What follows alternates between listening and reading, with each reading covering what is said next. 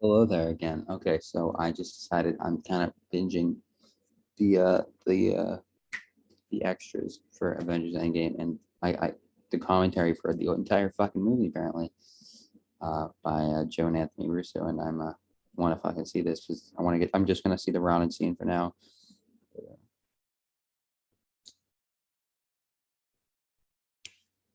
There's a fat door, old fashioned. Sorry. Expectations weighed on him his whole life.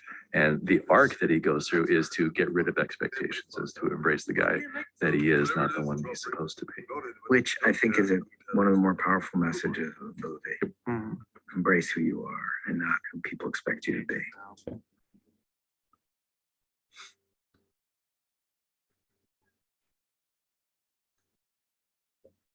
What kind?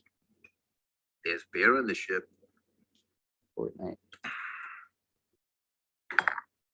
We're going.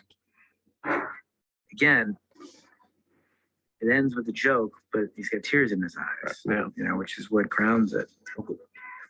And it's a pretty rapid gear shift of tones.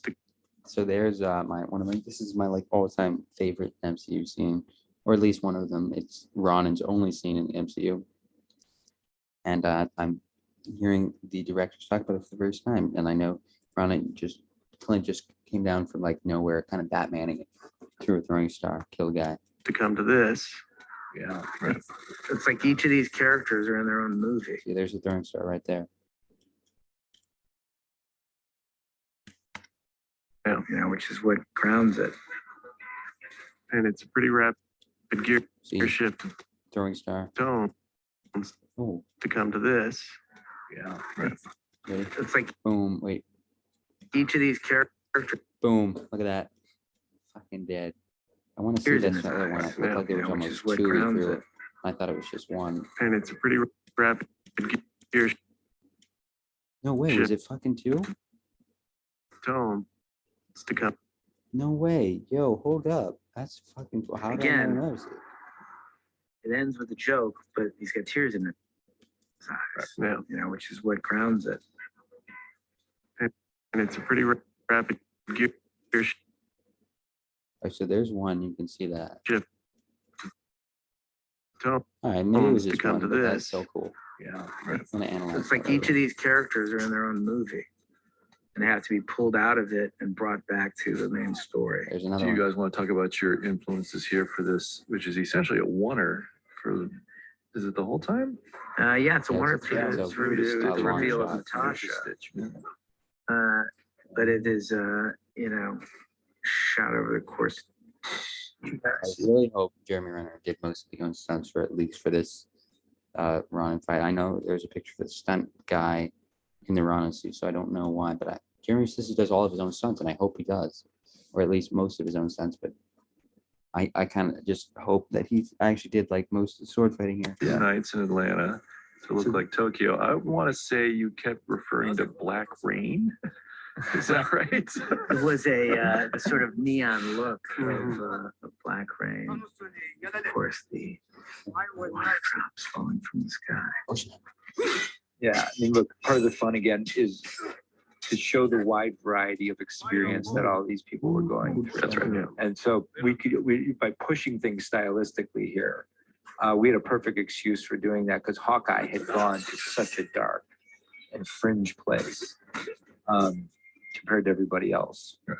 And Well, remember, yeah. just a small thing, had we not started this movie with his family snapping, this wouldn't be nearly as effective. No, You'd have you're to right. remind yourself who the hell this guy is. It had been a year since you've seen him. I think there's very few directions you could go as a character when your entire family dies in front of you and disappears in Do front you of see the flare in Jeremy's eyes when he's performing that scene, when he realizes what's happened? Yes. There's an anger in him, you know? you.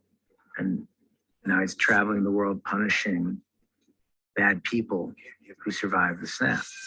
So this is a way for him to feel some sort of sense of purpose, even though it is a dark purpose.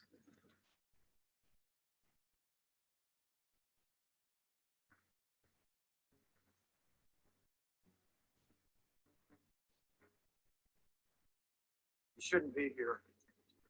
It's also the beginning. Again, scenes do more than one thing. The beginning of 4 or 5 beat arc of Natasha and Clint. Yeah. And reminding you of their relationship, what they'll do for each other. And there's no one who could have pulled him out of this other than her. Yeah, I No one always else thought he shows got out. That this was easy. She was gonna have to kind of go through what a Rocket and Hulk did with Thor. They had to kind of really convince him, bribe him with beer basically. And this you really only need like 2. He's like no, and then he's like okay fine. But I guess it just shows how much he was just needed something. Something gets him to come home. Well, it's also, I mean, it's implied that this is essentially what he did for her That's right. when he pulled her out of being Budapest. a Russian agent. That's right. It comes full circle, their relationship. Right? Because he had an opportunity to kill her and Budapest. he Made another call.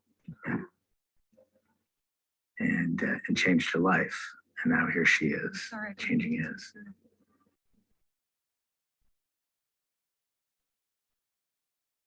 These actors understand each other so well. I mean, like this, Scarlett and Jeremy are able to pull out of one another so much subtlety in their performances. Think about it. She works well with a lot of people. Like she gets good stuff out of Evans.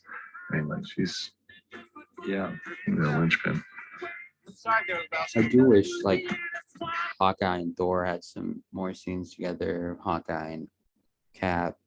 Honestly, it's like more kind of one-on-one stuff, especially at the end scene when Hawkeye's talking to Thor. He's like talking about how like Nat Black Widow is really gone. And just like it's like you go up there, you talk to her. And he's like, you're a very earthly being. And it's like an earthly being, dude. He's like one of your buddies, man. Like you're the OGs. Come on. But yeah, so